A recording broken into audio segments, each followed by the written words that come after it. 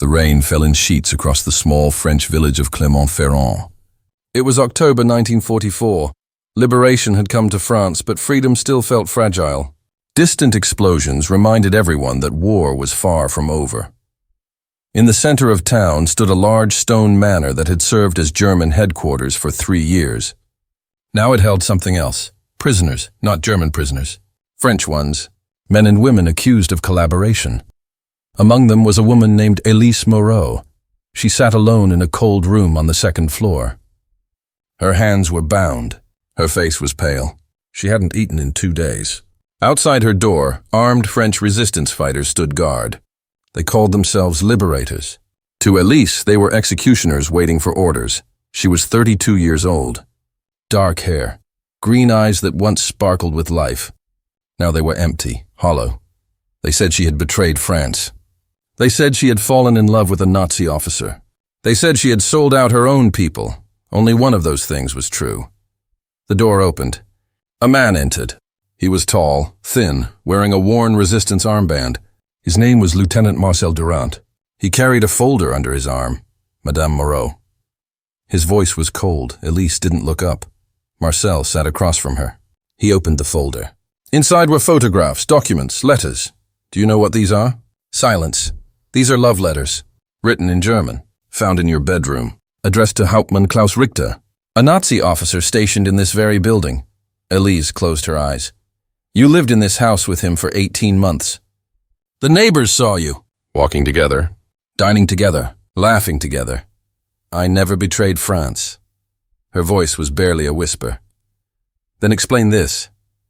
Marcel slid a photograph across the table. It showed Élise at a dinner party. Nazi officers surrounded her. She wore an elegant dress. She was smiling. I can explain. Then do it. Because tomorrow morning there's a firing squad with your name on it. She looked at him.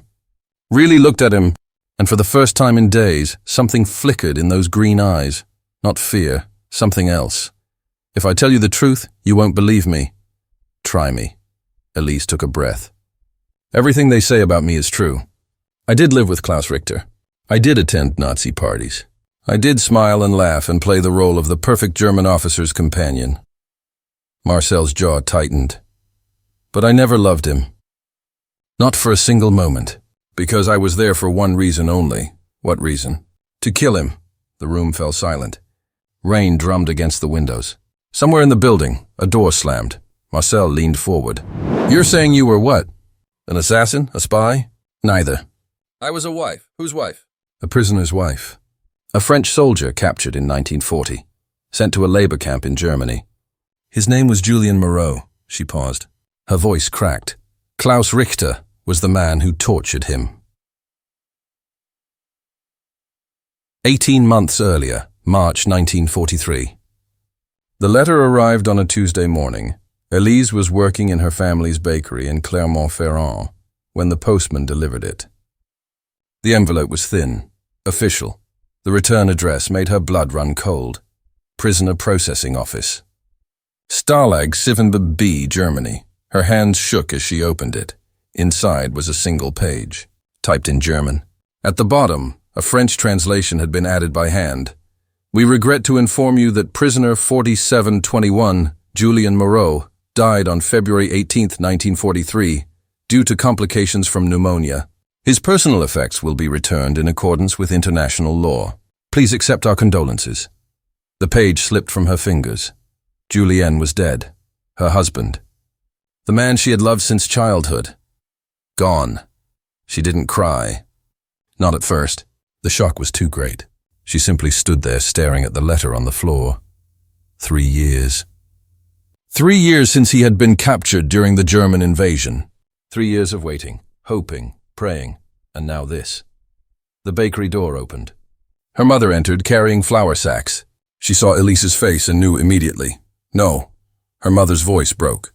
Not Julien. Élise picked up the letter. Read it again. Something felt wrong. Pneumonia. She whispered the word. They said pneumonia. Her mother embraced her. These camps. Disease is everywhere. But Élise couldn't shake the feeling. Julien had been strong, healthy. He had survived the invasion. Survived capture. Survived 3 winters in a German labor camp. And then suddenly, pneumonia. 2 weeks later, his personal effects arrived. A small box.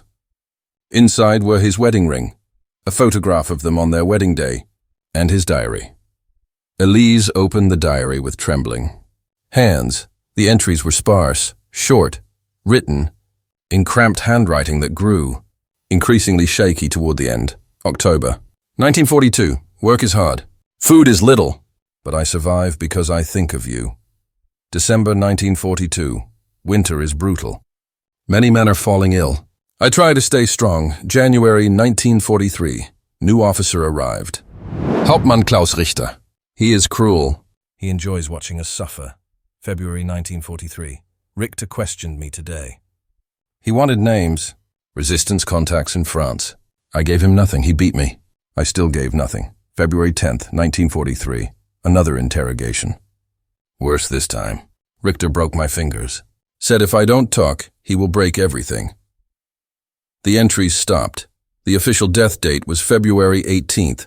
8 days after the last entry, Élise sat in her bedroom, holding the diary. Her hands were steady now. Cold. Focused. Pneumonia. They called it pneumonia, but she knew the truth. Julian hadn't died from disease. He had been murdered, tortured to death by Hauptmann Klaus Richter, and nobody would pay for it. Nobody would answer for it. The war would end someday, and men like Richter would slip away into the crowd. Unpunished. Free. Unless someone did something about it. Unless someone made them pay. Élise looked at herself in the mirror. Dark hair, green eyes, a face that had once known happiness. That woman was gone now. A new woman looked back at her. Harder, colder, a woman with a plan. 3 months later, June 1943, Klaus Richter sat in his new office in Clermont-Ferrand, pouring himself wine. He had been transferred to France as part of a garrison rotation. Punishment, really. His superiors in Germany had grown uncomfortable with his methods. Too brutal, they said. Too visible, so they sent him to France. Occupation duty, boring, safe. He didn't care. France had wine. France had women. France would do. There was a knock at the door. Enter. His adjutant stepped inside. Hauptmann, there is a woman here to see you. What woman? A French woman. She says she has information about resistance activity in the region. Richter raised an eyebrow. Informants were common. Most were desperate. Some were opportunists. All were useful. Send her in. The door opened, and Élise Moreau walked into his office. She wore a simple dress. Her hair was styled. Her face showed no emotion. Hauptmann Richter. She spoke in perfect German. Thank you for seeing me. Richter studied her. Pretty, poised, interesting. You speak German. My grandmother was from Bavaria. She taught me as a child. What is your name? Élise Moreau. And what information do you bring me, Madame Moreau? She stepped closer. Her voice was calm. I know the names of 12 resistance members operating in this region. I know their safe houses, their supply routes, their contacts. Richter leaned back in his chair. Why would you betray your own people? Because my people are starving. Because I have a young daughter to feed. Because the resistance raids bring German reprisals and innocents die. Because I want this war to end. It was a perfect lie. Delivered flawlessly. She had no daughter. But Richter didn't know that. What do you want in return? Protection, money, food, Richter smiled. You're very direct. I appreciate that. I'm pragmatic. Most French women spit at me in the street. You walk in here and offer me information. Why should I trust you? Élise met his eyes. You shouldn't, but the information I have is real. Test it. If I'm lying, shoot me. If I'm telling the truth, we can do business. Richter was intrigued. This woman had steel in her. He liked that. Tell me one name. One safe house. We'll verify it. If you're right, we'll talk again. Élise gave him a name. An address? Both were real. She had spent 3 months gathering intelligence, watching, listening, learning who the resistance fighters were. Not to betray them, but to appear valuable, credible. She needed Richter to trust her. To want her close. To let his guard down, because when he did, she would kill him. 2 days later, the Gestapo raided the address Élise had provided. They found weapons, documents. They arrested 3 men. Élise felt sick. She had sent those men to their deaths. but she couldn't think about that now. This was war. People died in war. Richter summoned her again. Your information was good. Very good. He poured 2 glasses of wine. Offered her one. I think we can help each other, Madame Moreau. I'm glad. But information alone isn't enough. I need someone I can trust. Someone who can move freely in French society. Someone who can listen, observe, report back to me. I can do that. Richter sipped his wine. There's a problem, though. If people see you coming to German headquarters, they'll suspect you. They'll avoid you. You'll become useless. Élise had anticipated this. Then we need another arrangement. Exactly. Richter smiled. Move in with me, publicly. Let people think you're my companion. They'll hate you. But they'll never suspect you're an informant. And I'll have you close by. Convenient. It was disgusting, repulsive, everything. Inside her screamed to refuse, but this was exactly what she needed. Access, proximity, time. I'll need my own room, Richter laughed. Of course. I'm not a barbarian, Madame Moreau. You'll have your privacy, your dignity. We'll maintain appearances in public, but in private we'll simply be business partners. Lies. Élise knew men like him. She knew what he really wanted, but she would deal with that when the time came. One more thing. Her voice was steady. I want to know who I'm working for. Tell me about yourself, Hauptmann. Where are you from? What did you do before France? Richter's smile faded slightly. I was in Poland. Then Russia. Then a labor camp in Germany. A labor camp? I was in charge of prisoner interrogations. Finding resistant sympathizers among the workforce. Elise's heart pounded, but her face showed nothing. That must have been difficult work. It was necessary work. Richter's eyes went cold. Some men broke quickly. Others took time. A few never broke at all. Those were my favorites. Why? Because breaking them became a personal challenge. He said it casually. Like he was talking about a game. Élise wanted to scream. To grab the knife from his desk and drive it into his throat right there. But she didn't. She smiled. You're very dedicated to your duty. I am. She raised her glass.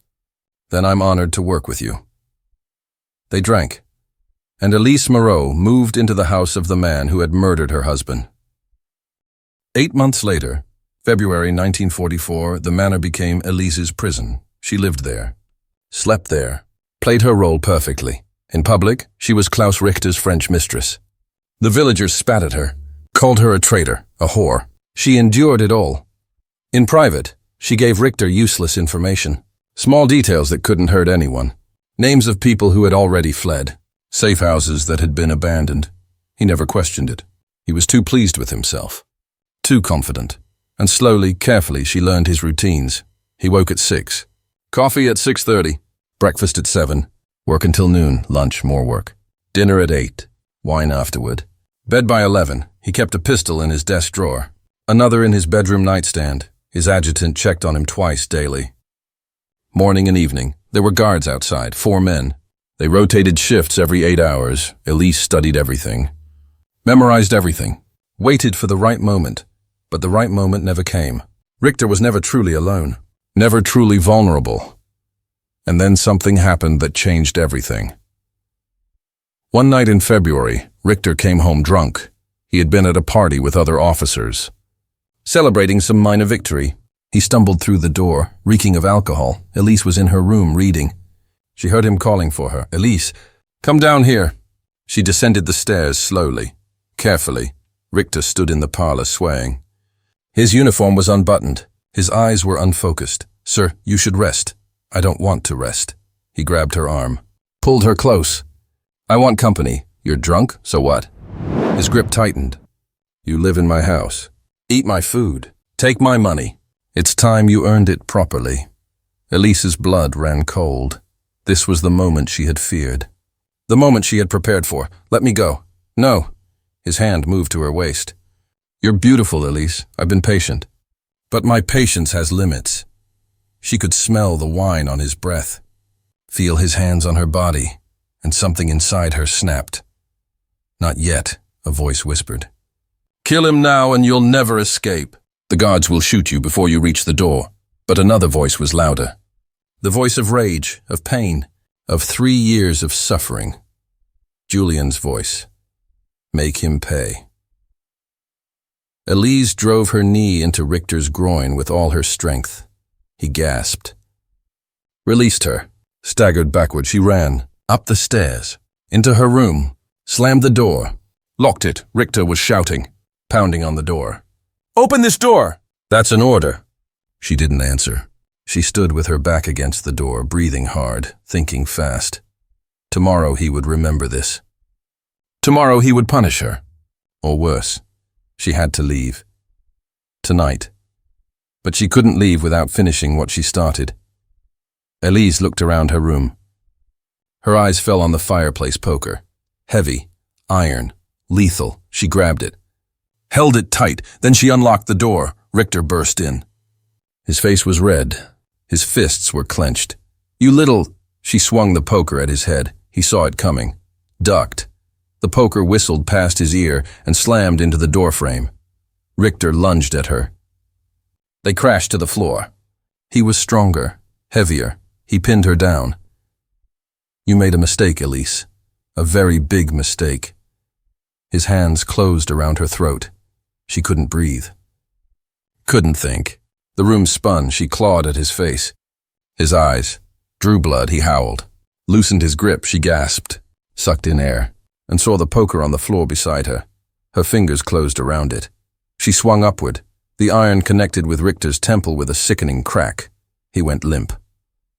Collapsed on top of her, Élise shoved him off, scrambled away. Stood over him, breathing hard, still holding the poker. Blood pooled beneath his head. His eyes were open. Empty. Klaus Richter was dead. She had done it. She had killed the man who murdered her husband. But her nightmare was just beginning, because footsteps were pounding up the stairs.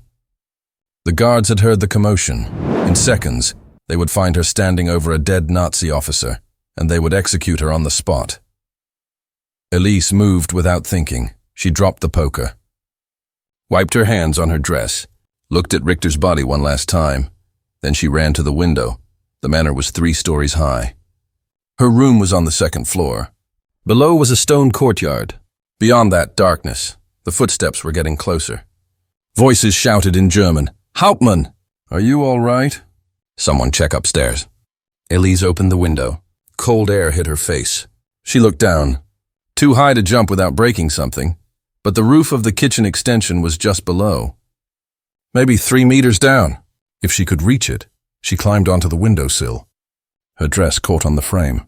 She tore it free. Behind her, the door burst open. "Halt!" Élise jumped. For a moment, she was weightless, falling through darkness. Then she hit the kitchen roof. Hard. The impact knocked the air from her lungs. She rolled, slid toward the edge. Her fingers scrabbled for purchase on the wet tiles. She caught the gutter. It groaned but held. Above her, a guard leaned out the window, aiming his rifle. "Stop or I shoot!" Élise swung her legs, found a drain pipe, used it to climb down. The rifle fired. The bullet sparked off stone inches from her head. She dropped the last 2 meters. Landed in mud, rolled, got up running. Alarms were sounding now. Lights flickered on throughout the manor. More guards were emerging from the gatehouse. "Intruder! East side!" Élise ran toward the back wall. It was 4 meters high, topped with broken glass. Impossible to climb, but there was a storage shed near the wall. She had noticed it months ago. Never thought she would need it. She sprinted to the shed, climbed onto the roof. From there, she could reach the top of the wall. Glass bit into her palms as she pulled herself up. Blood ran warm between her fingers. She didn't care. A guard appeared below her. Raised his rifle. Élise threw herself over the wall. She fell hard on the other side. Landed in an alley. Pain shot through her ankle. Sprained. Maybe broken. No time to check. She limped into the darkness. Behind her, chaos erupted. Whistles, shouts, dogs barking. They were coming. Élise ran through the streets of Clermont-Ferrand like a hunted animal. Her ankle screamed with every step. Her hands were bleeding. Her dress was torn and muddy. She couldn't go home. That would be the first place they searched. She couldn't go to the bakery. Same problem. She needed somewhere safe. Somewhere they wouldn't look. Then she remembered. Before the war, Julien had a friend named Father Michel. A priest at the Church of Saint-Pierre. They had grown up together. Julien had trusted him with everything. If anyone would help her now, it was Father Michel. The church was on the other side of town. A 20-minute walk normally. In her condition, it would take twice that. She stayed in the shadows. Avoided main streets. Ducked into doorways whenever she heard vehicles approaching. Twice, German patrols passed within meters of her hiding spots. She held her breath. Pressed herself against cold stone. Prayed they wouldn't look too closely. They didn't. By the time she reached the church, dawn was breaking. Grey light filtered through the stained glass windows. Élise pounded on the side door. "Father Michel! Please, it's Élise Moreau." No answer. She pounded again. "Father, please. I need sanctuary." The door opened a crack. An old man's face appeared. White hair, kind eyes. Those eyes widened when they saw her. "Élise." "Good God, child, what happened?" "They're after me. The Germans. I killed one of them." Father Michel didn't hesitate. He pulled her inside, locked the door behind her. "Come, quickly." He led her through the church to a small room behind the altar. "A storage space for vestments and candles. Hide here. Don't make a sound. I'll tell them I've seen nothing. Father, no time for explanations. If they find you, we're both dead." He closed the door. Darkness enveloped her. Élise sank to the floor. Her body was shaking. Adrenaline was wearing off. Pain was flooding in. She looked at her hands. They were covered in blood. Richter's blood. Her blood. Mixed together. She thought she would feel something. Relief. Satisfaction. Justice. Instead, she felt hollow. Julian was still dead. Killing Richter hadn't changed that. Outside, she heard vehicles arriving. Doors slamming. Boots on cobblestones. German voices. Loud, angry. Search everywhere. She couldn't have gone far. "Check the church." Heavy footsteps entered the sanctuary. Father Michael's voice rose in protest. "This is a house of God." "You have no right. We have every right. A German officer is dead. Stand aside." They were searching, methodically. Room by room, Élise pressed herself into the corner of the storage space. Made herself as small as possible. The footsteps grew closer. The door handle rattled. "This one's locked. Break it down. Wait." Father Michel's voice. "That's just storage. Candles and robes." "Nothing else. Open it." A pause. Then the sound of a key turning. The door swung open. Light flooded in. A German soldier stood in the doorway, young, maybe 20. His rifle was raised. He looked right at Élise. She looked back at him. For 3 seconds, neither moved. Then the soldier stepped backward. "Nothing here." "Just robes like he said. You're sure?" "I'm sure." "Let's check the bell tower." He closed the door. Élise couldn't breathe. Couldn't process what had just happened. The young soldier had seen her. She knew he had, but he hadn't said anything. Why? The Germans searched the church for 2 hours. Then they left. Father Michel waited another hour before opening the storage room door. They're gone. For now. Élise emerged. Her legs barely supported her weight. That soldier. He saw me. I know. I saw his face when he looked inside. God was watching over you today, child. Or that boy has a conscience. Father Michel led her to his private quarters, gave her water, bread, bandages for her hands. Tell me what happened. Élise told him everything. From Julian's death, to her plan, to Richter's murder. Father Michel listened in silence. When she finished, he sat back in his chair. You committed murder, Élise. I committed justice. That's not for you to decide. Then who? God. God let my husband be tortured to death. God let monsters like Richter walk free. If God won't act, someone has to. Vengeance belongs to the Lord. Vengeance belongs to whoever has the courage to take it. Father Michel sighed. You can't stay here long. They'll come back. And next time that soldier might not be on duty. Next time they'll find you. I know. You need to get out of Clermont-Ferrand, out of France entirely. How? The Germans control everything. Every road, every train station, every border. There are ways. Underground routes. The resistance can help. Élise laughed bitterly. The resistance? I betrayed 3 of their men to the Gestapo. They'd shoot me on sight. You had your reasons. Reasons don't matter. I'm a collaborator, a traitor. There's no redemption for that. Father Michel stood, walked to his desk, opened a drawer, pulled out a folded piece of paper. There's a man in Lyon. His name is Bernard Tessier. He runs an escape network, getting Allied pilots out of France, Jewish families, political refugees, anyone running from the Nazis. Why would he help me? Because I'll vouch for you. Tell him what you did, what you sacrificed. Bernard is a practical man. He'll see your value. What value? You speak German. You've lived with a Nazi officer. You know how they think, how they operate. That's useful. Élise took the paper. An address in Lyon, nothing else. How do I get there? There's a supply truck leaving tomorrow morning. It delivers vegetables to restaurants in Lyon. The driver owes me a favor. He'll hide you in the back. And if the Germans stop the truck, then you're caught. But staying here guarantees you're caught. At least this way, you have a chance. Élise looked at the old priest, this man who had known her since she was a child, who had married her and Julian in this very church. Thank you, Father. Don't thank me. Just survive. And when this war is over, come back. Light a candle for Julian. Make peace with what you've done. I'll never have peace. Perhaps not. But you can have purpose. 24 hours later, Lyon. The supply truck dropped Élise at an intersection near the old city center. The address you want is 3 blocks east. Blue door. Knock twice. Wait. Knock twice again. Élise thanked the driver, climbed out, watched the truck disappear into traffic. Lyon was bigger than Clermont-Ferrand, more crowded, more chaotic. German soldiers were everywhere, but they seemed less vigilant here. Too many people to watch closely. She found the blue door, knocked twice, waited, knocked twice again. Nothing. She waited. Minutes passed. Then the door opened. A man stood there. 40-something, gray beard, hard eyes. Who sent you? Father Michel, from Clermont-Ferrand.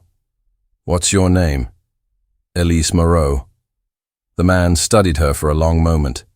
Then he stepped aside. Come in, quickly. The interior was sparse. A table. A few chairs, maps on the walls, radio equipment in the corner. I'm Bernard. Father Michel sent word about you.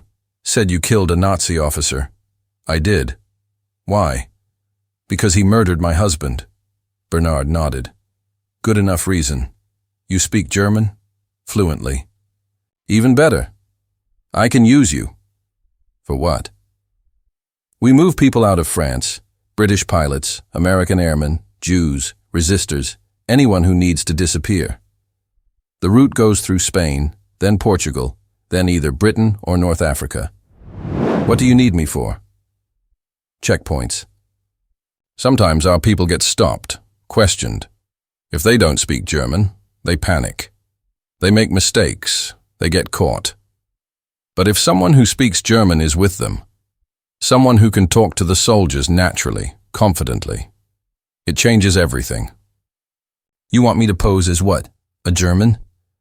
A German sympathizer, a collaborator. It's perfect. You've already played that role. You know how to act, how to speak, how to charm them. Élise felt sick. I just escaped from playing that role. I'm not going back to it. You're not going back to anything. You're moving forward, using what you learned, saving lives instead of taking them. I saved lives by taking that one life. Maybe. But how many more can you save by doing this? Élise was silent. Bernard leaned forward. Look, I don't know your story. I don't know what you've been through, but I know this. You're alive, you're free, and you have skills that can help people survive this war. You can hide from the Germans and wait for liberation, or you can fight back. Your choice. She thought about Julian, about the diary, about 3 years in a camp. She thought about Father Michel's words. You can have purpose. If I do this, I do it my way. I'm not taking orders from anyone. Fine by me. I give information. You decide how to use it. And when the war ends? When the war ends, you disappear. New name, new life, whatever you want. Élise extended her hand. Deal. Bernard shook it. Welcome to the network. 8 months later, October 1944, Élise had helped 63 people escape France. She had walked through German checkpoints with forged papers and steady nerves. She had flirted with officers to distract them while refugees slipped past. She had lied, manipulated, performed, and she had never been caught, until now. It was supposed to be a simple job. 2 British pilots, shot down over Normandy. They had made their way south through resistance safe houses. Now they needed to get to Spain. Élise was escorting them to the border. Posing as their interpreter, she had German papers identifying her as Fräulein Schneider. A translator for the occupation government. The pilots spoke no German. Barely any French. They were young, terrified. But they trusted her.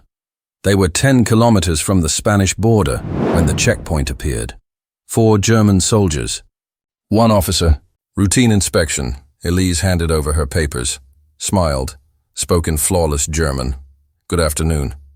These gentlemen are French factory workers. I'm transporting them to a new facility near the border. The officer examined her papers. Fräulein Schneider? That's correct. These papers are dated 6 months ago. Yes, I've been working in Lyon. Lyon is a long way from here. I go where I'm needed. The officer looked at the pilots. They sat in the back of the truck, trying to look casual. One of them was sweating. Tell them to step out. Elise's heart hammered. But her voice remained calm. Of course. Gentlemen, please step down. The pilots climbed out. They stood with their heads down, not making eye contact. The officer circled them. They don't look like factory workers. They're new recruits, still adjusting. Tell them to show me their papers. This was the problem. The pilots' forged papers were good, but they wouldn't hold up under close scrutiny. Élise reached into her bag. Pulled out the papers, handed them to the officer. He studied them, frowned. These stamps are wrong. This facility doesn't exist, I assure you. Silence. The officer drew his pistol. All 3 of you. Hands up. The pilots panicked. One of them ran. The German soldiers reacted instantly. Rifles up, shots fired. The pilot fell. Blood spread across the dirt road. The second pilot lunged at the nearest soldier. Tried to grab his rifle. The soldier clubbed him with the butt. He went down hard. Élise stood frozen. Everything was falling apart. The officer turned to her. You're smuggling escapees. That's a capital offense. I'm doing no such thing. Save it. You're coming with us. One of the soldiers grabbed her arms. Bound her wrists with cord. They threw her in the back of a military truck. The surviving pilot was shoved in beside her. He was unconscious. Blood ran from his scalp. The truck drove north, back toward Clermont-Ferrand, back to the manor where it all began. Élise felt the walls closing in. She had escaped once. She wouldn't escape again. Present day. The interrogation room. Marcel Durand sat across from Élise, processing everything she had told him. So you killed Richter, escaped, spent 8 months smuggling people out of France, and then you got caught. That's correct. Why should I believe any of this? Because you can verify it.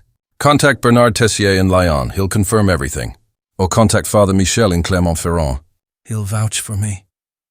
Both of those men could be dead. Then I suppose you'll have to decide for yourself whether I'm telling the truth. Marcel stood, paced. Even if I believe you. It doesn't change the facts. You lived with a Nazi officer. You attended their parties. You gave them information that led to arrests. I did what I had to do. People died because of you. People died because of the war. I didn't start this war. I just tried to survive it. By collaborating. By infiltrating. There's a difference. Not to the families of the men you betrayed. Élise had no answer for that. Marcel stopped pacing. Looked at her. There's a crowd outside. 100 people. Maybe more. They all want to see you executed. If I let you go, they'll riot. Then shoot me. Get it over with. I don't want to shoot you. Why not? Everyone else does. Marcel sat down again. Leaned forward. Because I think you're telling the truth. I think you did terrible things for a good reason. And I think France needs people like you. People like me. People who are willing to get their hands dirty. People who understand that war isn't black and white. People who can make impossible choices. What are you saying? I'm saying there's still work to do. The war isn't over. There are still German sympathizers hiding in this country. Still Nazi officers who haven't been caught. Still scores to settle. Elise's eyes narrowed. You want me to hunt them. I want you to help me find them. Use your knowledge, your language skills, your experience. Help me bring them to justice. And in exchange? In exchange, I tell the crowd outside that you were working for us all along. That you were a double agent. That everything you did was part of a carefully planned operation. They won't believe that. They will if I give them someone else to hate more than you. Who? Marcel pulled out a photograph, slid it across the table. Élise looked at it. Her breath caught. The photograph showed a woman, blonde, beautiful, wearing a German uniform. Who is she? Hauptmann Richter's wife. She arrived in France yesterday, looking for answers about her husband's death, and looking for you. Élise stared at the photograph. Richter had been married. She had never known. He had never mentioned it, and now his wife was here, hunting for the woman who killed him. The photograph burned in Elise's hands, Richter's wife. She studied the woman's face. Sharp cheekbones, cold blue eyes, a slight smile that held no warmth. This was the widow of the man she had killed. Marcel watched her reaction carefully. Her name is Hauptmann Greta Richter. She's Gestapo, stationed in Berlin until 3 days ago. When she heard about her husband's death, she requested immediate transfer to France. To investigate? To hunt. She doesn't trust the official reports. She thinks someone murdered Klaus and covered it up. And she's right. Élise set the photograph down. How much does she know? Everything. The French guards who found you that night talked before we could silence them. They told the Germans that a French woman killed Richter. They described you. Your name is in their reports, so she knows I'm here. She knows you were arrested. She doesn't know where you are now. The liberation was chaotic. Records were destroyed. Prisoners were scattered. She's searching, but she's searching blind. For now. For now. Marcel leaned back. But Greta Richter is not a woman who gives up easily. She'll find witnesses. She'll piece together what happened. Eventually, she'll find you. Unless I disappear. Or unless you help me find her first. Élise looked at him sharply. You want me to hunt a Gestapo officer? I want you to help me capture her. She's a war criminal. She ran interrogations in Berlin. Torture chambers. She has blood on her hands just like her husband did. France wants her in custody. But she's smart. She's careful. She won't be easy to catch. And you think I can help because you know how these people think. You lived among them. You understand their psychology, their patterns, their blind spots.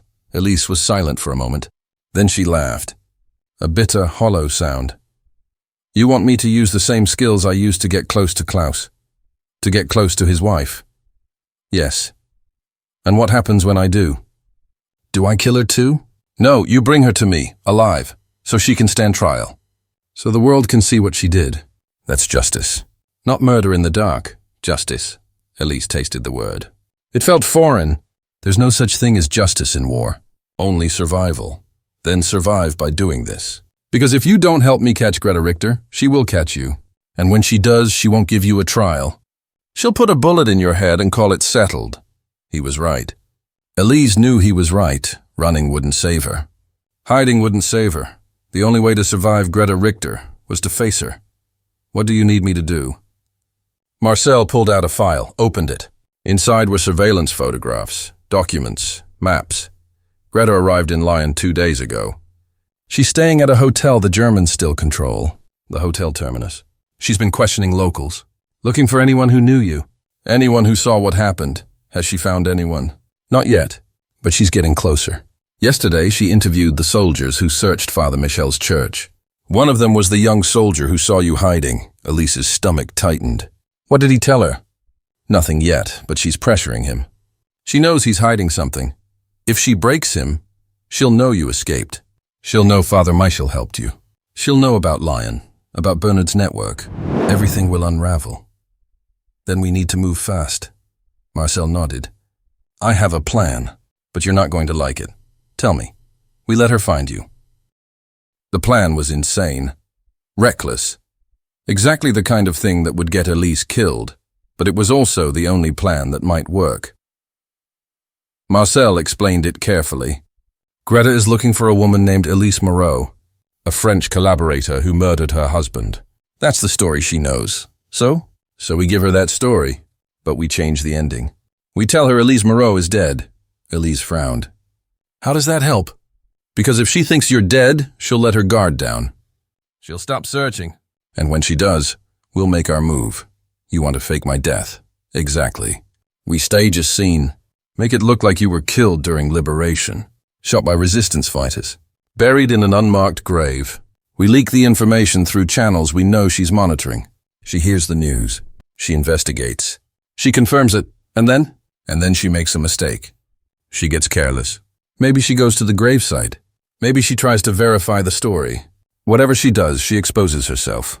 And when she does, we grab her. Élise thought it through. It could work. But there's a problem. What problem? If she's as smart as you say, she won't believe it without proof. She'll want to see a body, or at least evidence that the death was real. We'll give her evidence. A death certificate, witness testimony. Whatever she needs, that won't be enough. Not for someone like her. She'll want more. Marcel was silent for a moment. Then he said quietly, "What are you suggesting?" "I'm suggesting that if we want her to believe I'm dead, we need to make it personal. We need to make it real." "How?" Élise picked up the photograph of Greta Richter, studied that cold, beautiful face. "We give her my things. Personal items. Things only I would have. My wedding ring, Julian's diary, letters, things that prove beyond doubt that Élise Moreau is gone. Where would we get those items?" "From my mother's house. In Clermont-Ferrand. If it's still standing," Marcel made a note. "I'll send someone to retrieve them." "No, I'll get them myself. That's too dangerous.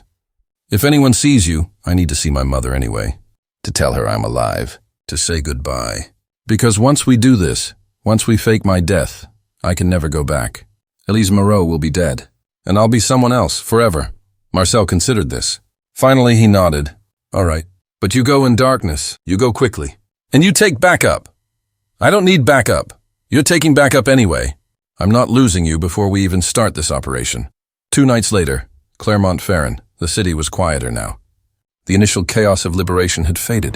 German prisoners had been processed. Collaborators had been tried. Life was slowly returning to something resembling normal, but the scars remained. Bullet holes in walls, burned buildings, faces marked by loss. Élise moved through the streets like a ghost. She wore dark clothing. Her hair was hidden beneath a scarf. Marcel's men followed at a distance. 3 shadows in the night. Her mother's house was on the edge of town. A small stone cottage with a garden that once grew vegetables. Now the garden was overgrown, wild. The windows were dark. Élise approached carefully. Knocked softly on the door. No answer. She knocked again. "Maman, it's me." Still nothing. Élise tried the handle. The door was unlocked. That was strange. Her mother always locked the door at night. She stepped inside. The house was cold, empty. Furniture remained, but everything was covered in dust. Like no one had lived here for months, Maman. Silence. Élise moved from room to room. Kitchen, living room, bedroom, all empty. In the bedroom, she found a note on the nightstand. Her mother's handwriting. "To whoever finds this, I am leaving Clermont-Ferrand. I cannot stay in this house knowing my daughter died here. I am going to stay with my sister in Marseille. If Élise somehow survived and comes looking for me, tell her I love her. Tell her I never stopped believing. Tell her to find me when the world makes sense again." Marie-Élise sat on the bed, held the note. Read it 3 times. Her mother thought she was dead. Of course she did. Everyone thought she was dead. That was the point, but seeing it written, knowing her mother had suffered that loss, that grief, it hurt more than Élise expected. She folded the note carefully, put it in her pocket, then she went to the closet, found the small wooden box where her mother kept family treasures. Inside was Élise's wedding ring. She had left it behind when she moved into Richter's manor. It would have been too painful to wear. Beside it was Julian's diary. His letters from before the war. Photographs of their wedding day. Élise took the ring, slipped it onto her finger.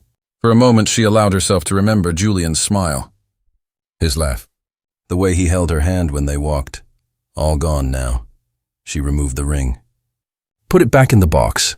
These items would be buried with her fake grave. Evidence of Élise Moreau's death. She closed the box. Picked it up. As she turned to leave, she heard a sound. Footsteps, outside. Multiple people. Élise moved to the window. Peered through the curtains. German soldiers. 6 of them, and a woman in an officer's uniform. Greta Richter. Elise's blood turned to ice. How had she found this place? How had she known? Then Élise understood. Greta wasn't looking for her. Greta was doing what any good investigator would do. Following the trail, interviewing family members, gathering background. She had come to question Elise's mother. And instead, she would find Élise herself. Élise ducked away from the window, looked for an exit. The back door led to the garden. But the soldiers would have that covered. She was trapped. Outside, Greta's voice rang clear in German. Surround the house. If anyone tries to leave, shoot them. Élise pressed herself against the wall. Thought fast. She could fight. But 6 soldiers plus Greta? She wouldn't survive. She could hide. But they would search every room. Or she could take the third option, the insane option. She could walk out the front door and face Greta Richter directly. Not as Élise Moreau. As someone else. Marcel's backup team was out there somewhere. If she could stall long enough, they might create a distraction. Give her a chance to escape. It was a desperate plan. But desperate was all she had. Élise took a breath. Composed herself. Then she opened the front door and stepped outside. Greta stood in the garden. Tall, blonde. Even more striking in person than in photographs. She turned as Élise emerged. Her hand moved to her pistol. Stop right there. Greta's French was accented but clear. Who are you? Élise kept her voice steady, confused. I'm staying here. The house is empty. I thought, this house belongs to Marie Moreau. Are you family? No, I needed a place to sleep. I didn't think anyone would mind. Greta studied her. What's your name? Simone. Simone Dubois. Where are you from, Simone? Paris. I came south after the liberation. Looking for work. You picked an abandoned house to sleep in. Why? Hotels cost money. I don't have money. It was a weak story. But plausible enough. Greta stepped closer. Her eyes were sharp, calculating. You look familiar. I have a common face. Do you know who Marie Moreau is? Should I? She had a daughter. Élise Moreau. Does that name mean anything to you? Elise's heart hammered, but her face showed nothing. No, should it? Greta drew her pistol, pointed it at Elise's chest. I think you're lying. I'm not. Strip. What? Take off your clothes, now. Élise felt panic rising. If Greta saw her scars, her bruises, the marks on her wrists from when she was bound, the game would be over. I don't understand. Klaus told me about the woman who lived with him. He said she had a birthmark. On her left shoulder, a small dark spot. Show me your shoulder. Élise had forgotten about the birthmark. She had no way out now. But before Greta could say anything else, gunfire erupted. Marcel's backup team. They had seen the confrontation. They were engaging the German soldiers. Chaos exploded in the garden. Soldiers returned fire. Greta spun toward the noise. Élise didn't hesitate. She ran, straight past Greta, into the garden. Toward the back wall, stop her! Greta's voice roared. A soldier moved to intercept. Élise grabbed a garden tool, an old spade, swung it hard, connected with the soldier's helmet. He went down. She vaulted the wall, landed in an alley, kept running. Behind her, Greta was shouting orders. Don't shoot her! I want her alive! Élise ran through the darkness. Her lungs burned. Her ankle throbbed where she had injured it months ago. She heard footsteps behind her. Greta, fast, determined, Élise turned a corner. Found herself in a dead end. A courtyard surrounded by walls. No exit. She spun around. Greta entered the courtyard, alone, her pistol raised. Nowhere left to run, Élise. So she knew. How long have you known? Élise asked. Since the moment I saw your face. Klaus described you perfectly. He talked about you often in his letters. Did he tell you what he did to my husband? He told me he did his duty. That's all that matters. Your husband was a monster. Your husband was a traitor. Klaus did what was necessary. Élise felt rage building. Necessary? Torture was necessary? In war, everything is necessary. Then you won't mind what's about to happen. Greta smiled. You're not armed. I am. This ends here. You killed my husband. Now I kill you. Justice. There's that word again. Elise's voice was cold. Everyone keeps talking about justice, but nobody knows what it means. I know exactly what it means. It means you pay for what you did. Greta's finger tightened on the trigger. A gunshot echoed through the courtyard, but Greta didn't fire. She staggered. Looked down. Blood spread across her uniform. She had been shot from behind. She turned slowly. Marcel stood at the courtyard entrance. His rifle still raised. Drop the weapon. His voice was steel. Greta dropped her pistol, fell to her knees, pressed her hand against the wound. You shot me. Yes, and I'll shoot you again if you move. Marcel's men poured into the courtyard. They surrounded Greta, secured her. Marcel walked to Élise. Are you hurt? I'm fine. You were supposed to wait for my signal. She recognized me. I had no choice. Marcel looked at Greta. The Gestapo officer was pale, bleeding, but alive. Get her medical attention. Then lock her up.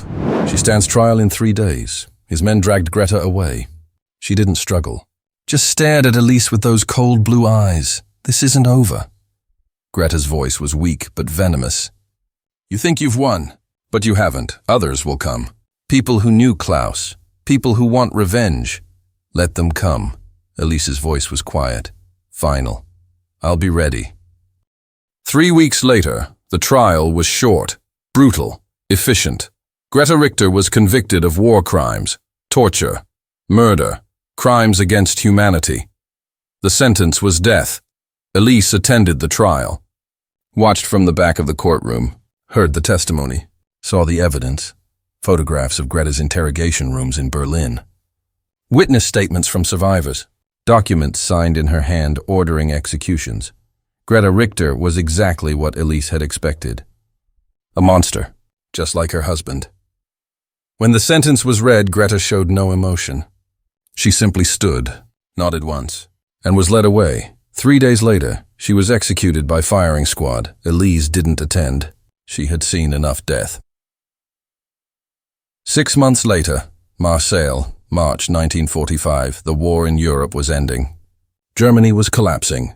Allied forces were closing in on Berlin. Élise Moreau no longer existed. She had a new name now. New papers. A new identity. She lived in a small apartment in Marseille. Worked at a hospital. Helped wounded soldiers recover. French, British, American. She didn't care which. They were all just young men who had seen too much death. One afternoon, she received a letter. No return address. Just her name, her new name, written in careful handwriting. She opened it. Inside was a single photograph. Her mother, standing in a garden, smiling, and a note. I found her. She's safe. She thinks you're dead, but she's healing. When you're ready, I can arrange a meeting. But only when you're ready. Marcel Élise held the photograph. Looked at her mother's face. She wasn't ready. Not yet, maybe someday. When the nightmares stopped. When she could close her eyes without seeing Richter's face. Without feeling his hands on her throat. When she could remember Julian without the pain crushing her chest. Someday, but not today. She folded the letter. Put it in a drawer, then she returned to work. Because work was all she had now. Helping people. Saving lives. Making something good come from all the darkness. It wasn't justice, it wasn't peace, but it was purpose. And for now, that was enough. Epilogue. 1947, 2 years after the war ended. A woman walked into a cemetery in Clermont-Ferrand. She was in her 30s. Dark hair touched with gray. Green eyes that had seen too much. She carried flowers. White roses. She walked to a grave marker. Fresh. Recently placed. The inscription read, Julian Moreau, 1912-1943, beloved husband, he died. So others could live, the woman knelt. Placed the flowers on the grave. I'm sorry I couldn't save you. Her voice was soft, broken. I'm sorry I couldn't bring you home. But I made them pay, Julian. I made them all pay. She stayed there for an hour, talking to the stone, telling him everything. About Richter, about Greta, about the people she had saved, about the woman she had become. When she finally stood to leave, another woman was waiting nearby, older, gray hair. Familiar face, her mother. Marie Moreau had received Marcel's letter too. had come to the cemetery on the anniversary of Julian's death, just like she did every year. She had not expected to find her daughter there. The two women stared at each other across the graves. Then Marie's face crumpled. "Élise?" "Hello, Maman. They told me you were dead. I was. For a while." Marie crossed the distance between them, pulled Élise into her arms, held her like she would never let go. "My girl. My beautiful girl. You came home. I came to say goodbye." "Goodbye." Élise pulled back, wiped tears from her mother's face. "I can't stay. The person I was, she doesn't exist anymore. I'm someone else now. I have to be. Where will you go?" "Somewhere quiet. Somewhere far from here. Somewhere the ghost can't find me." Marie nodded. She understood. "Will I ever see you again?" "Maybe, when enough time has passed. When it's safe. Promise me you'll try to be happy." Élise smiled sadly. "I'll try." They embraced one last time. Then Élise turned and walked away. She didn't look back, because looking back only brought pain, and she had enough pain to last a lifetime. She walked out of the cemetery, out of Clermont-Ferrand, out of the life she had known, into something new, something unknown, something that might, someday, resemble peace. The war was over, but her war would never truly end. She would carry it with her always. In her scars, in her memories, in the nightmares that woke her, screaming. But she would also carry something else. Julian's love. Her mother's forgiveness.